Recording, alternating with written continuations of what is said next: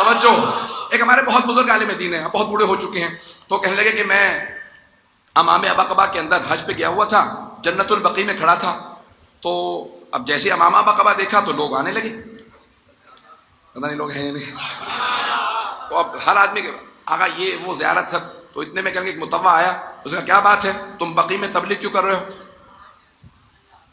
کہنے لگے یہ بتاؤ تم کیا کر رہے ہو؟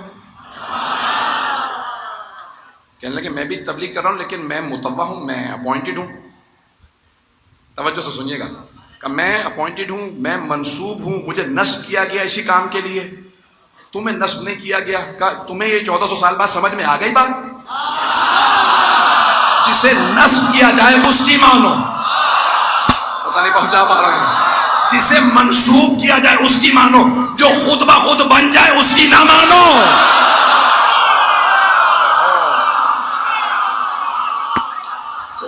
بس بھائی اشارہ کرتے ہوئے آگے بڑھوں گا, وقت نہیں رہا. الحمدللہ نعرہ مجھے پورا یقین ہے کہ نجف تک آپ کی آواز جاتی ہے.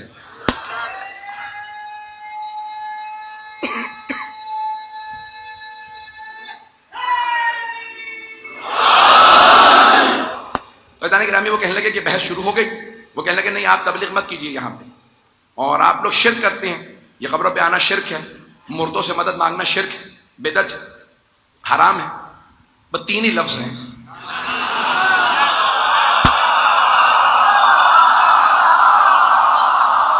بدعت, شرک, حرام.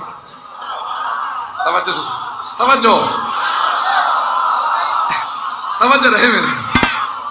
اب وہ کہنے لگے بھئی یہ بدعت ہے, شرک ہے, حرام ہے, آپ مردوں سے مدد مانگتے ہیں. میں دوبارہ وہی جواب پیش کر رہا ہوں. وہ کہتے ہیں غیر اللہ سے مدد مانگنا بدعت ہے. آپ کے اسکولوں میں ہے نا اعتراض. میں نے 3 جواب پیش کر دیے, ایک اور جواب سن لیجئے تاکہ چوتھے کی بات اگر آپ ہیں تو پنجہ نہیں بنا دوں گا پوری مجلس کو. فیضان گرامی, تو وہ کہنے لگا کہ بھئی یہ بدعت ہے, شرک ہے, حرام ہے, آپ غیر اللہ سے مدد مانگتے ہیں, ان مردوں سے آ کے مدد مانگتے ہیں. کہنے لگے تم بتاؤ حرام کیسے ہے, بدعت کیسے ہے, شرک کیسے ہے, پھر میں جواب دوں گا. کہنے لگے اس نے میرا ایک دم سے قلم چھینا, کعبہ میں ہاتھ ڈالا اندر, قلم چھینا اور اٹھا کے پھینک دیا. کہا ذرا بلا ان میں سے کسی کو اور کیا قلم اٹھا کے دے دیں. توجہ ہے. کہا ذرا کہ یا علی میرا قلم دے دو, اگر پکڑا دے تو میں مان لوں گا. کہ یا حسن قلم دے دو, یا حسین قلم دے دو, اگر ہاتھ میں قلم پکڑا دے نا تو میں مان لوں گا. جیسے آپ سارے خاموش ہو گئے نا, سارا مجمع دیکھنے لگا کہ اب آقا قراتی جواب کیا دیتے ہیں. کہ اگر تیری منطق مان لوں, تیری دلیل مان لوں, تو پھر تو اللہ بھی مدد نہیں کر سکتا.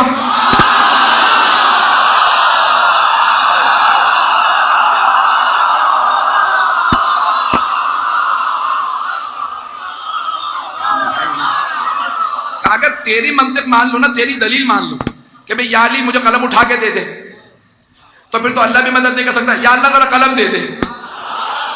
کب وہ اس لیے نہیں بنایا گیا کہ تیرے جیسوں کے اٹھا کے قلم دیتے رہے, انہیں پتا ہے تو قلم چرانے والوں میں ہے.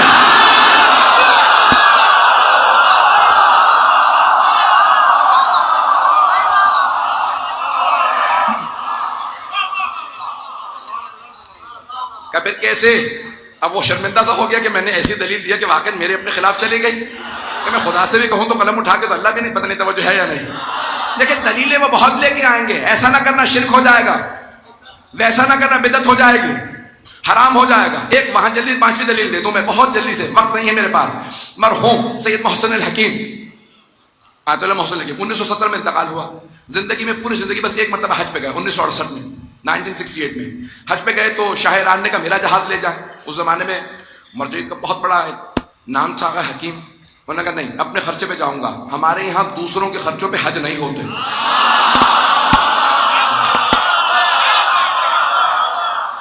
تو فیصل سعودیہ کا بادشاہ تھا, اس نے کہا کہ آل سعود کا فیصل نے کہا میرا پرسنل جیٹ حاضر ہے. کہ نہیں تیرا, جب اس کا شیعہ کا جہاز نہیں چاہیے تو بہرحال مختلف بادشاہ, صدور, وزیر اعظموں نے کہا کہ نہیں ہمارے سب کے آپ کے لیے یہ جہاز حاضر ہے. ان کا نہیں اپنے خرچے پہ جاؤں گا. نجف سے چلے گا پہلے کازمین جاؤں گا, باب الحوائج کی بارگاہ میں سلام کروں گا, وہاں سے ایئرپورٹ جاؤں گا. تو پورے رستے میں علماء, اس زمانے کے علماء بتاتے ہیں کہ پورے رستے میں شیعوں نے پورے رستے میں قربانیاں دی کہ آپ کی حفاظت کے لیے بھیج رہے ہیں. کہ شیعہ مرد جا رہے تھے, وہاں پہنچے, فیصل نے کہا میں ملنا ضرور چاہوں گا.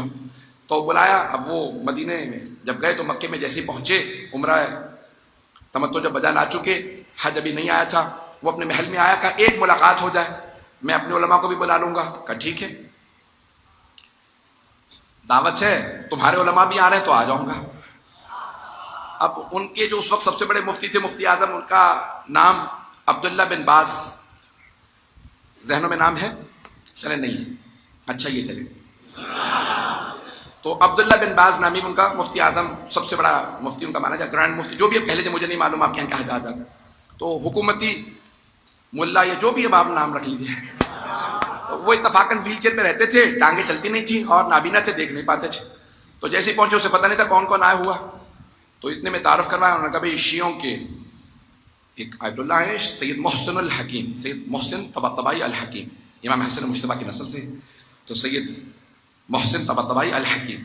تو جیسے یہ سنا تو فوراً عبداللہ بن باز نے کہا لعنت اللہ علیہ, ان پہ لعنت ہو. تو فوراً فیصل نے ٹالنے کی کوشش کی, کہ بھائی میں تعارف ان کا بھی کروا دوں, یہ ہمارے سب سے بڑے. انہوں نے کہا بات سنو, بات آگے نہیں بڑھے گی, جو اس نے کہا ہے نا پہلے دلیل دے کیوں کہا ہے.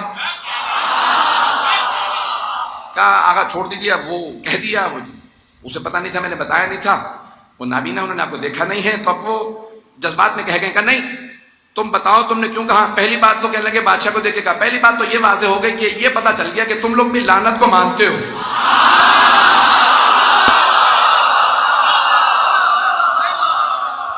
اب کوئی گھبرا کے تو نہیں سن رہا.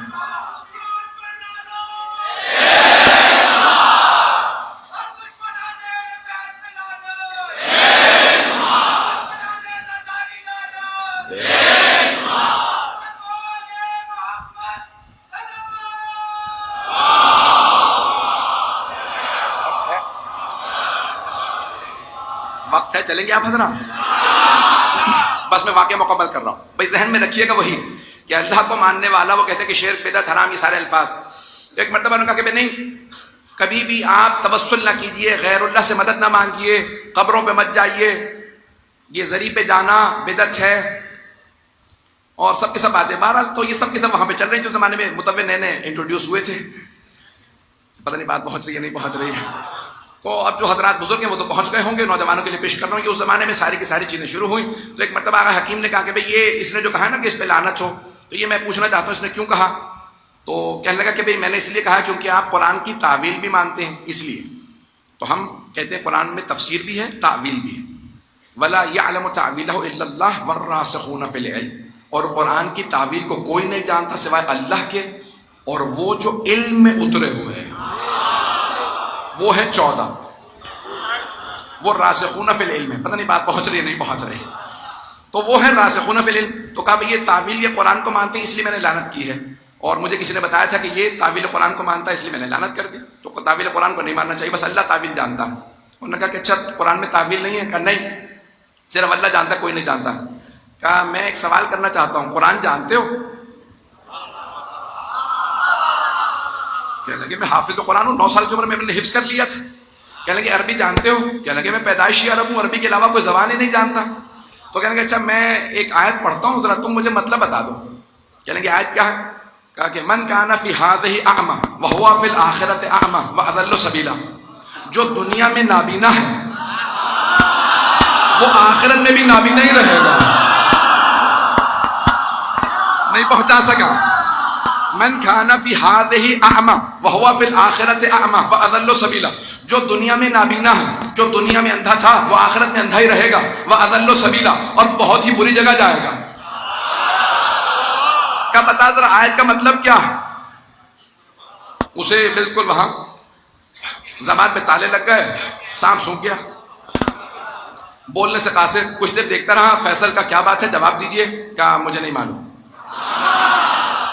اب فیصل نے کہا کہ مجھے خود سمجھ میں نہیں آ رہا, یہ آیت میں نے کئی مرتبہ پڑھی ہے, قرآن پڑھ رکھا, یہ آیت مجھے بھی سمجھ میں نہیں آئی. جو بیچارہ دنیا میں نابینا تھا وہ آخرت میں نابینا کیوں ہوگا اور جہنم میں کیوں چلا جائے گا؟ ارے یہ نابینا ہونے سے جہنم میں جانے کا کیا تعلق؟ کہ دنیا میں نابینا تھا, آخرت میں اندھا اٹھایا جائے گا اور جہنم میں پھینک دیا جائے گا, یہ کیا بات ہے؟ کہ اس کی کوئی تعویل ہوگی. آقا نے کہا ہم بتاتے ہیں تعویل کیا ہے, اس کی تفسیر میں تعویل ہے. کیا بتائیے تعویل کیا؟ کہ میں بھی نہیں جانتا تھا, چھٹے امام نے بتایا. جو دنیا میں علی کی ولایت کا اندھا ہو.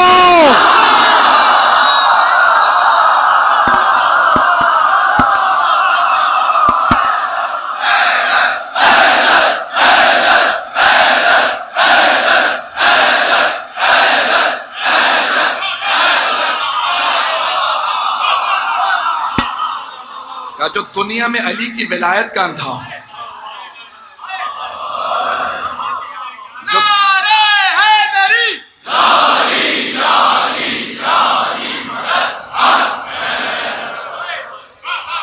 جسے دنیا میں علی کی ولایت نظر نہ آئی ہو، آخرت میں اسے اللہ واقعا اندھا بنا دے گا، اور پھر وَأَضَلُّ سَبِيلًا، وہ وہیں جائے گا جہاں اسے جانا چاہیے. عزیزان گرامی، یہ قرآن کریم میں جو پیش کرنا چاہ رہا ہوں واقعہ مکمل اگر کر دوں یا یہی واقعہ مکمل کر دوں، بس میں نے جو جواب دینا تھا آپ کو. اب بہرحال بحث ہوتی رہی تو اتنے میں کہا کہ آقا میں آپ کے علم کا قائل ہو گیا. فیصل نے کہا امامہ میں نے اتار دیا، زیادہ آپ لوگوں کو تو اذیت نہیں کر رہا، میرا سر بالکل گیلا، یقین مانے پورا نچڑ چکا ہوں اس وقت. تو اسے امامہ جو ہے وہ میں رکھنے کے بعد مجھے پڑھا نہیں جا رہا، توجہ سے سنتے رہیں گے، 2 منٹ تحمت دوں گا. تو بات ہوتی رہی، اتنے میں فیصل نے سوال کیا، کہا یہ میں آپ کے علم کو مان گیا، یہ مجھے ابھی تک سمجھ میں نہیں آ رہا، یہ شیعہ وہاں آپ کے نجف کربلا میں سونے چاندی کی زریوں کے بوسے دیتے رہتے ہیں، یہاں جنت البقیع آتے ہیں مٹی کی قبروں کے بوسے دیتے ہیں. 20ویں صدی آ گئی، کب تک یہ گارے مٹی کے آپ بوسے دیں گے، سونے چاندی کے بوسے دیتے رہیں گے؟ تو آقا نے کہا، میں نے فوراً باب الہوائی سے توسل کیا کہ بھی جواب میرے ذہن میں ایسا ہے جو بادشاہ کو سمجھ میں آئے. علمی جواب تو میں بہت سے دے لوں گا، بادشاہ کیا سمجھے گا؟ تو کہا کہ میں نے کہا کہ نہیں، کھانا جو لگا ہے کھاتے رہو، میں بھی کچھ دیر میں جواب دیتا ہوں. کہا جیسے یہ بھی کھانا کھا کے بیٹھے تو اتنے میں ایک صاحب نے اعلان کیا، کہا بادشاہ سلامت، آپ کے لیے پیغمبر اسلام کے زمانے کا قرآن کریم لایا گیا جو ہرن کی کھال پہ لکھا ہوا. تو کہنے لگے اتنے میں وہ قرآن کریم لے کے آئے جو ہرن کی کھال پہ لکھا تھا. کہنے لگے جیسے میں نے دیکھا تو ہرن کی کھال نظر نہیں آ رہی تھی، مخمل کا کپڑا تھا، سونے کی تاریں تھی. جیسے ہی وہ قرآن کریم لے کے آئے، فیصل فوراً تخت سے کھڑا ہوا، قرآن کریم کو چومنے لگا لے کے، اور چوم کے آنکھوں سے لگانے لگا. جیسے ہی اس نے آنکھوں سے لگایا میں کھڑا ہو گیا. بدعت،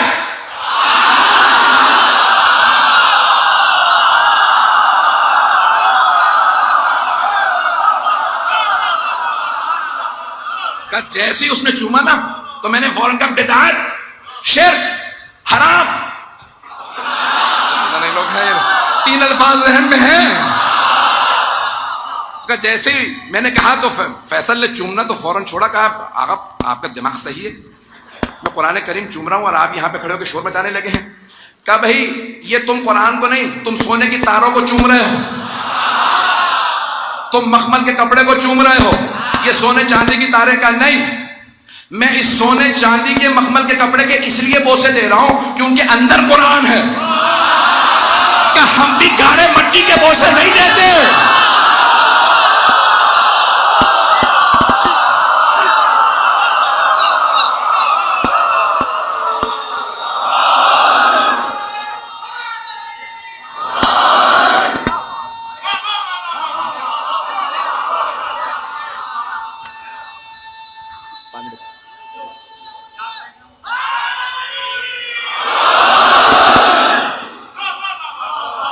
ہم بھی گارے مٹی کے بوسے نہیں دیتے، سونے چاندی کی زریحوں کے بوسے نہیں دیتے. وہ جو اندر نبی اور آل نبی اس عقیدت کی وجہ سے ہم چومتے ہیں. تو کہا کہ آج اس سال بن باز نماز نہیں پڑھائے گا، آپ نماز پڑھائیے گا.